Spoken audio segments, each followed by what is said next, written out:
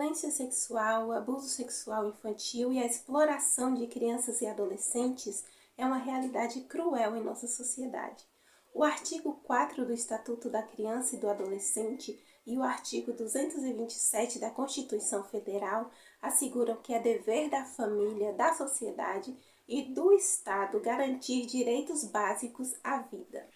Ainda de acordo com o Estatuto, crianças e adolescentes devem ser protegidas de toda forma de negligência, discriminação, exploração, crueldade e opressão. No entanto, a maioria dos casos de violência contra crianças e adolescentes acontecem no ambiente doméstico, lugar onde essas crianças e esses adolescentes deveriam se sentir protegidos. É importante estar atentos aos sinais de abuso sexual em crianças, em adolescentes e agir rapidamente caso haja suspeitas. As crianças muitas vezes têm dificuldades em relatar os abusos, por isso é essencial que os adultos estejam atentos a possíveis indicativos de que algo errado está acontecendo com essa criança. No último dia 18 de maio, comemoramos o Dia Nacional do Combate ao Abuso e à Exploração Sexual de Crianças e Adolescentes, instituído pela Lei Federal nº 9.970 do ano 2000.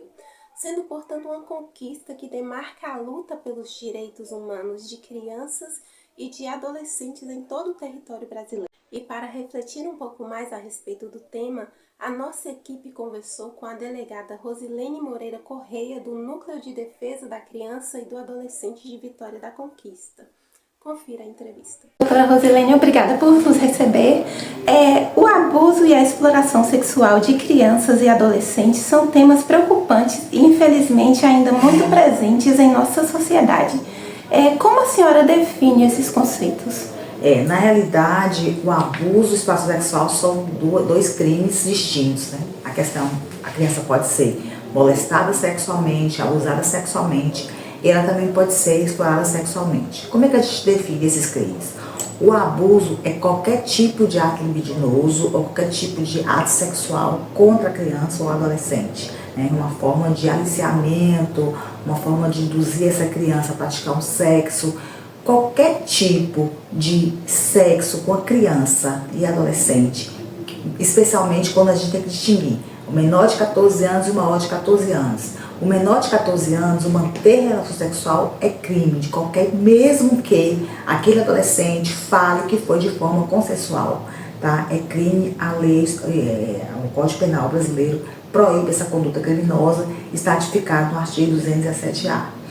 A exploração sexual de criança e adolescente é quando a gente fala em questão financeira, quando você induz esse adolescente ou induz essa criança, ou você alicia essa criança adolescente para praticar sexo sob forma de explorar sexualmente. Você paga, você oferece dinheiro, oferece presentes, qualquer tipo de quantia de presente ou de dinheiro para ter sexo com a criança adolescente é uma forma de explorar sexualmente essa criança.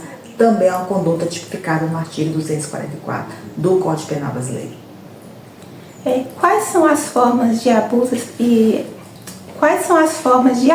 exploração sexual de criança e adolescente e quais fatores contribuem para esse crime? Na realidade, a gente fala que a violência sexual ela permeia a nossa sociedade, né? A gente convive diariamente com crianças, principalmente na delegacia e adolescentes, quando vítimas de um abuso sexual.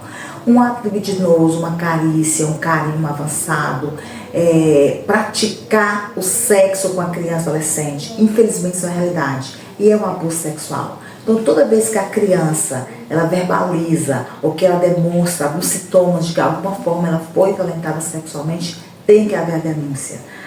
A gente tem muitas denúncias de abuso sexual, nós quase não temos denúncias de exploração sexual, o que nos preocupa.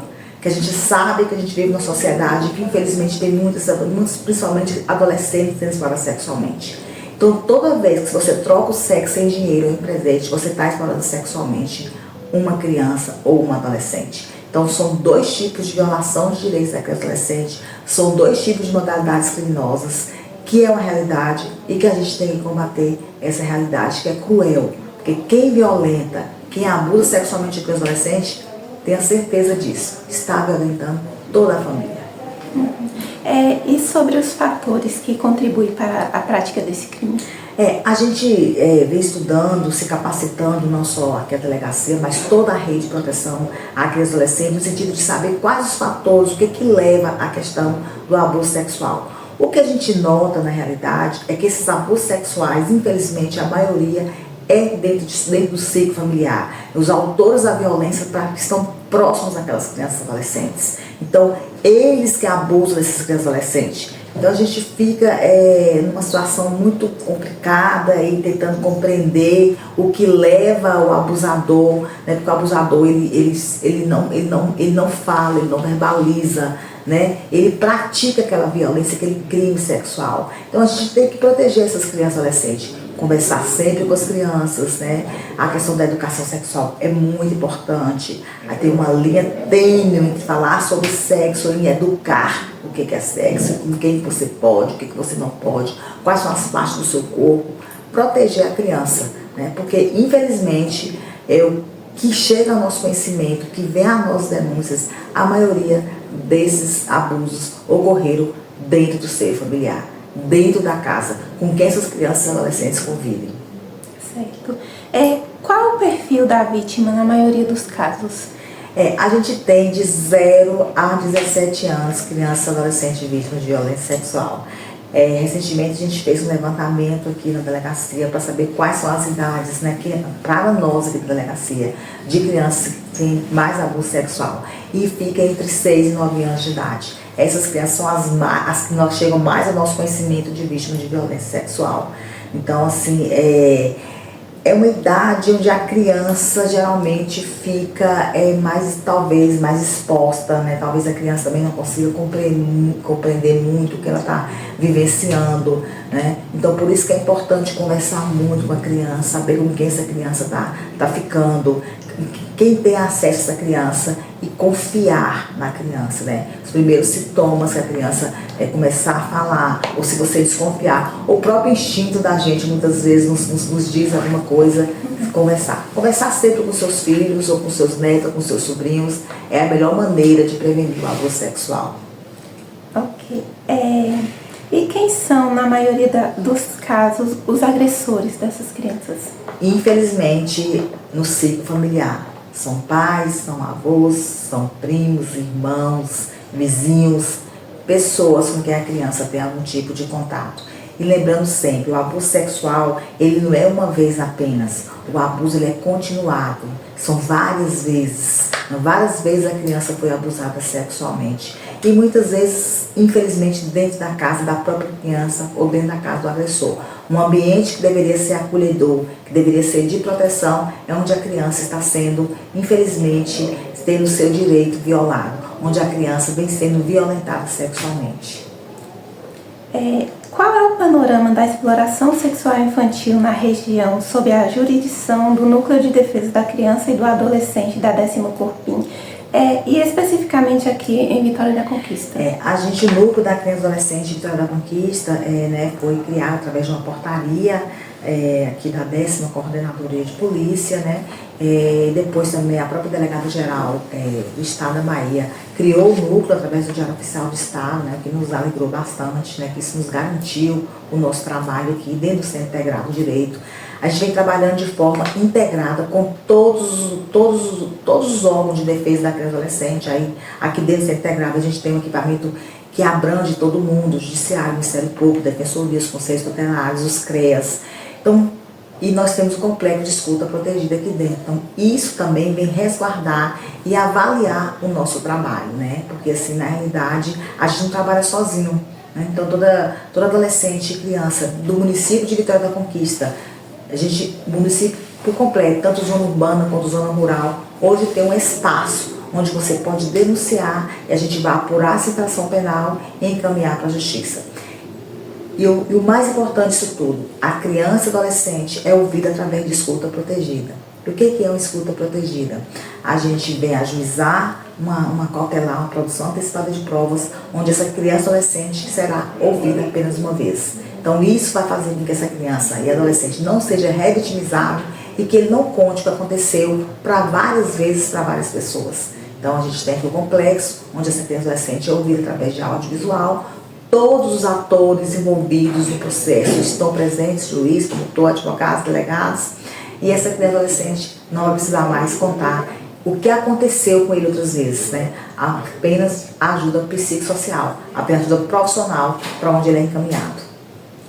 Como é feito esse processo de investigação de uma denúncia de abuso ou violência sexual infanto-juvenil? Primeiro passo é a denúncia, né? A denúncia chega ao nosso conhecimento através de vários segmentos. Pode vir através da própria família dessa vítima, pode vir através do conselho tutelar, pode vir através da educação, através da saúde. Chegando a denúncia ao nosso conhecimento, através do Disque 100 também, que a gente tem muitas denúncias, né, do Disque 100, a gente vai começar as primeiras apurações. A gente vai ouvir, primeiro, vamos nos reunir com o serviço de investigação, vamos colher provas através de testemunhas, através de mães, de avós, dos próprios pais, para a gente chegar, colher essa prova, tendo indícios de que essa criança foi abusada, a gente ajuiza uma produção cautelar de antecipada de provas, onde essa criança será ouvida num complexo de escuta policial. É uma investigação que ela é difícil de fazer, ela não é fácil, porque muito por essa criança adolescente ser abusada dentro da sua casa, muitas vezes a própria família não acredita, né, ou não querem que a polícia se envolva, né, querem tentar resolver de uma forma que está errado, porque é crime, a ação penal é pública e nós temos obrigação de agir. Toda vez que chega o conhecimento da delegacia que uma criança adolescente pode ter sido vítima de violência sexual, nós temos que agir, apurar a infração criminal e chegar à autoria e, ao final, indiciar para que ele seja responsabilizado lá na justiça. E a senhora gostaria de acrescentar algo mais? Não, eu acho que eu consegui falar tudo. Acho que ia agradecer vocês, né, por esse espaço, né? A imprensa é muito importante nessa luta, né? Hoje a internet, a rede social, a televisão, enfim, todos nós juntos nessa campanha. Lembrar que a campanha, nós estamos no Bairro Laranja, a gente fala muito sobre abuso sexual, espaço sexual, mas isso é para a vida inteira. Eu falo que a campanha é permanente, é lembrar que nesse momento aqui, infelizmente, que nós estamos conversando, alguma criança pode estar sendo abusada sexualmente. E quando a gente fala, verbaliza, quando a gente está falando sobre abuso sexual, ela vai ouvir e ela vai saber o que é abuso sexual. Lembrar sempre, a criança ela não sabe o que é abuso sexual. Ela vai saber que ela vem abusada quando você fala com ela. Olha, isso é um abuso sexual. Aí ela vai saber que ela está sendo contaminada, né? Que alguém está usando, lhe assediando, lhe aliciando, né? Lhe induzindo a praticar uma coisa errada. E ela precisa ser salva. Salvar a criança. É a minha mensagem.